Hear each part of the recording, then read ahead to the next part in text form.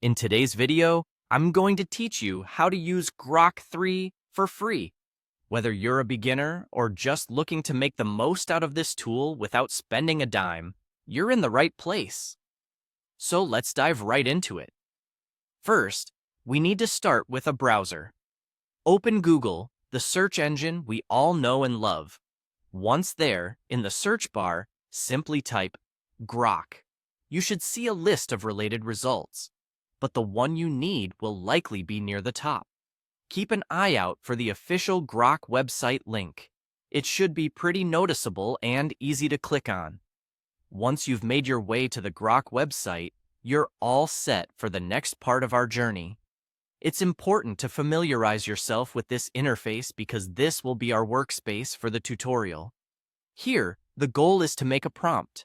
Now, if you're wondering what type of prompt, don't worry. It's as simple as trying out any query or topic you're curious about.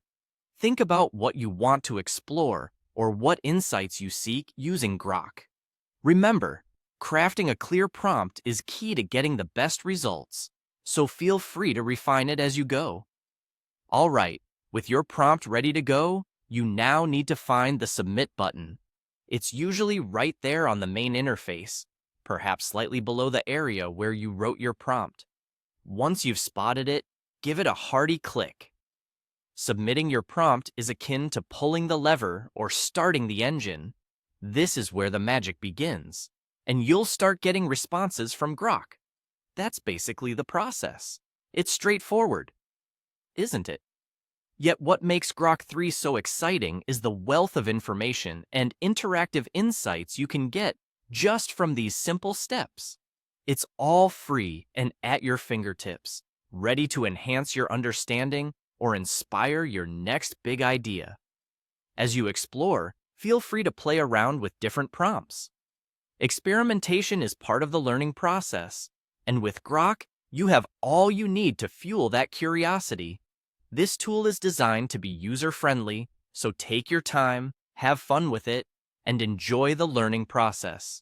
You're encouraged to navigate through different functionalities and see how versatile this tool can be. That wraps up our tutorial on using Grok 3 for free. I hope you found this guide helpful and straightforward. Remember to share your experiences and insights in the comments below. Until next time, happy exploring, and may Grok 3 be your gateway to discovery.